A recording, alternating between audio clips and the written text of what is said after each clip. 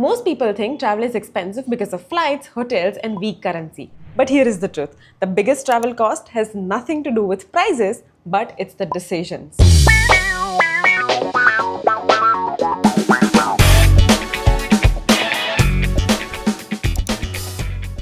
In this video, I'm going to walk you through 5 mistakes that are quietly draining your travel budget, mistakes most people don't even realize they are making, and what exactly to do instead. Stay till the end of the video because mistake number 5 is the one that almost nobody talks about and probably costing you the most. Hello, welcome or welcome back to my channel. Hi, I'm Kinjal. I make travel and fashion videos. I run a clothing brand called Lohana Lifestyle. And in today's video, we are going to talk about the mistakes that make travel expensive and how to avoid them. But before we get into this video, this is not a travel under 500 rupees a day video. I'm not going to ask you to skip your meals and coffees and not going to ask you to sleep on benches. This is about how slow and intentional travel can actually cost you less, not because you're cutting corners, but because you're making smarter decisions about where your money actually goes. These are the patterns I've seen again and again. They seem harmless at the moment, but add up fast.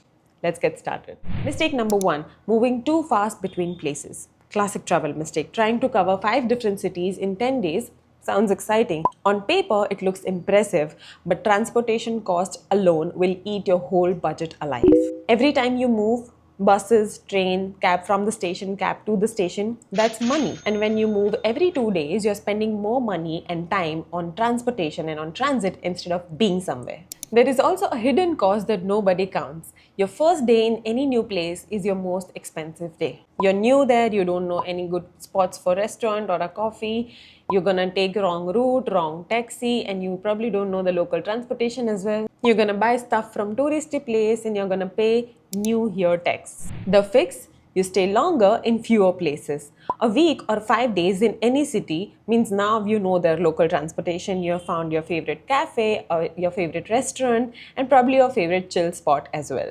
So now automatically you're going to stop overpaying the convenience fees. Your daily cost drops the longer you stay. Mistake number 2, eating and staying where tourists eat and stay. There is a restaurant near every major landmark, viewpoint or a beach. They have photos, they have English translations and they accept cards. And they charge 2 to 3 times more for the same food that you're going to get 2 streets away. And the same goes for accommodation. The hotel or a villa on the touristy spots with a good TripAdvisor review is always going to charge you premium for the location. Move 10 minutes away and the prices can drop up to 40% or more. You can get quieter streets, more local neighborhood and probably the feeling of being actually somewhere new. The fix? Go 10 minutes away or 1 or 2 streets away from any touristy areas and try to look for ratings that are also good, not just excellent, because usually you'll get the same deal with less price. Mistake number 3, booking everything in way too much advance, no flexibility. I know this sounds counterintuitive. We are told to lock in deals, plan ahead and book everything in advance. And for flights, that's true. But for everything else, overbooking everything in way too much advance kills your flexibility and slowly increases the cost. Now imagine you booked an activity 3 weeks in advance. Now on the day of activity, maybe it's raining, maybe you're tired, or maybe you found something even better. But you can't change it because mostly all these activities are no cancellation. You either have to let the cost go, which means it adds up to the cost, and you also don't have the flexibility and you're consciously thinking about the activity that you have to do on that day and that time. And the same goes for accommodation. You book for 10 days straight and by night 3 you realize that the neighborhood is not what you expected and maybe you don't like their bathroom or maybe there's some insects that you can do nothing about. But you're locked in now. Flexibility has real monetary value in travel. When you can change your mind, you can take better opportunities, better deals and better experience.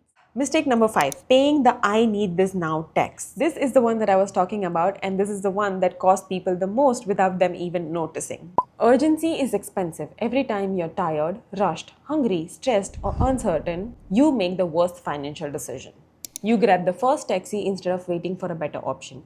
You eat at the first restaurant because you're starving and you have no energy to compare which are the other better options. And you book the first available room because you just want to lie down. Slow travelers naturally avoid this. When you're not in a rush, you make better decisions. You can walk to a nicer restaurant. You can compare 2 options. You can wait and you can haggle.